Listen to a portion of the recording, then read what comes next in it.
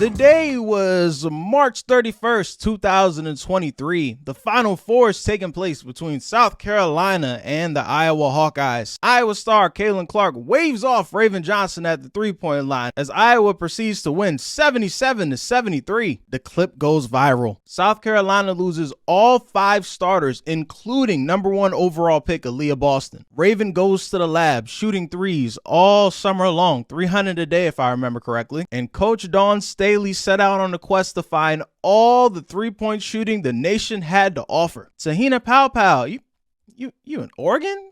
Man, ain't nothing popping in Oregon, man. Come on down here. Come on a chip. Tessa Johnson, Minnesota. It's cold up there. Come enjoy the South Carolina weather. It's lit. Malaysia Fuwali, you 20 minutes from campus. Come on down, man. Let's do that. Come back next year.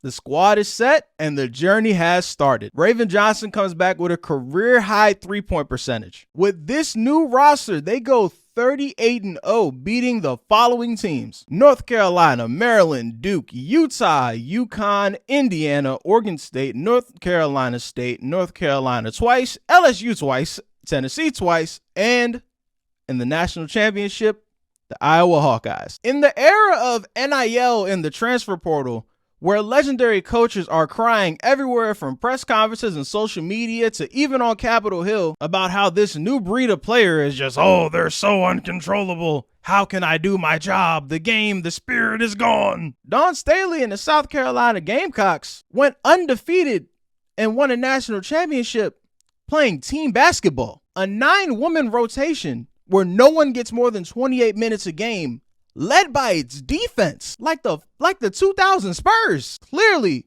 Dawn Staley has figured something out that the rest of y'all have not. She hears y'all complaining about these new age of players and has absolutely no idea what you're talking about. Dominique Yates, a sports reporter from WLKY, asked if this is the greatest coaching job we've ever seen. I like to give things like that a little more time. That's very spur of the moment. The game just ended. I need an extreme take. And I'm about to completely contradict myself because here's my extreme take. Have we ever seen a coach who was a Hall of Fame player that went on to have just as good or even better of a Hall of Fame coaching career? The first name that came to mind was Becky Hammond, but yeah, she's a Hall of Fame player for the WNBA, 6-time All-Star, back-to-back WNBA champion with the Aces. But I want to let her career simmer for a little bit. She just got the head coaching job. Yeah, she was an assistant with the Spurs for a while, but let's let that career simmer for a little while. Then I had to go historically. Bill Russell, he was a player coach, but he has to be in the conversation. His last 2 rings with the Celtics, he was a player coach. And then he went on to have a very forgettable supersonic career. I don't have to talk about his career as a player. It's pretty well known. 11 rings, best player of the 60s, all-time legend. The Finals MVP trophy is named after him. Like, y'all know who Bill Russell is. K.C. Jones, another member of those 60 Celtics, 8-time champion and was the heir apparent to Bob Cousy.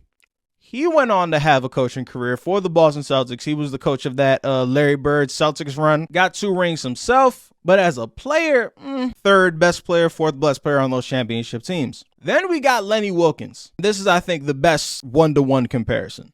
Lenny Wilkens, Hall of Famer, 9-time All-Star, NBA 75th anniversary team, only 1 championship, but retired with the most all-time wins for a head coach, is still 3rd all-time now behind Greg Popovich and Don Nelson. First coach with 1,000 regular season NBA victories, very expansive coaching career. So that's contender number 1. But let's get into Dawn Staley. In college, 2-time NCAA All-Tournament, 3-time All-Region, 2-time Naismith Award winner, 2-time ACC Player of the Year, 4-time All-ACC, and the 1989 ACC Rookie of the Year. As a WNBA player, Hall of Famer, 4-time All-Star. And now as a coach, this is when it just gets silly. 2-time Coach of the Year, 7-time SEC Coach of the Year, 4-time USBWA Coach of the Year. There's so many different organizations that vote on college basketball awards. It's super annoying. 2-time AP Coach of the Year, 4-time Naismith Coach of the Year, 6 Final Fours, 8 SEC championships, 4 Athletic 10 championships, and now 3 national championships. That, ladies and gentlemen, is the headline. The Dawn Dynasty is the headline. Dawn Staley cementing her place as one of the greatest college coaches we have ever seen, and it is just getting started. I got to give the players some love, though. I brought up Raven Johnson a couple times for good reason. Now, the shot wasn't falling on Sunday. That's fine.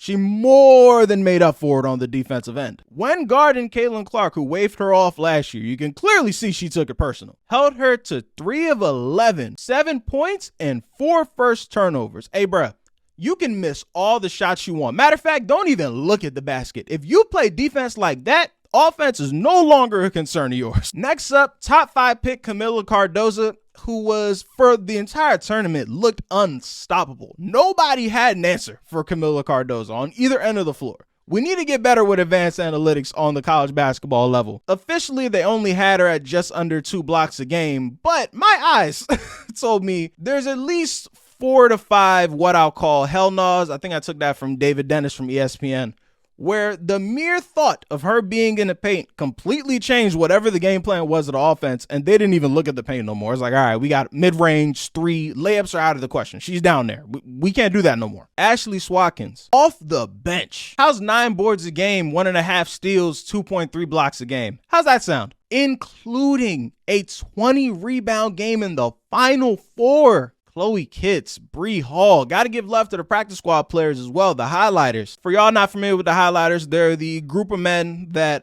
Don Staley has them practice against every single day. They are the scout team. So essentially, they're playing the role of insert team here that they're playing for that week. So 3 hours a day, 5 times a week, that is a team going against South Carolina every day. Y'all never stood a chance. And they got Jesus coming off the bench as the 6th man. How y'all supposed to beat him when Jesus is the 6th man? Some of y'all never saw the movie The 6th Man, so you won't get that reference. Marlon Williams, Kadeem Harrison. I'm sure it's on some streaming platform that I should have Googled before I started recording this, but go find it. It's somewhere. And the best part is they're only losing, I believe, 3 seniors? With the transfer portal losses and recruiting classes, which I refuse to follow. Silly me, tracking the movement of high school girls is not in my repertoire. But it somehow feels like only the beginning, which is wild to say when this women's dynasty started with the now best player in the WNBA, A'ja Wilson, last year's #1 pick, Aaliyah Boston, and now ring number 3 with another projected top 5 pick, Camila Cardozo. We are watching the beginning-ish of an all-time run so special that it is going to challenge the legacy of a Pat Summitt and eventually Gino Auriemma. Gino's records are somewhere else. We got a while to go before we get to Gino, but still. And that ESPN and every other major sports network is how you do a segment that actually focuses on the team that won the game. Was that so hard?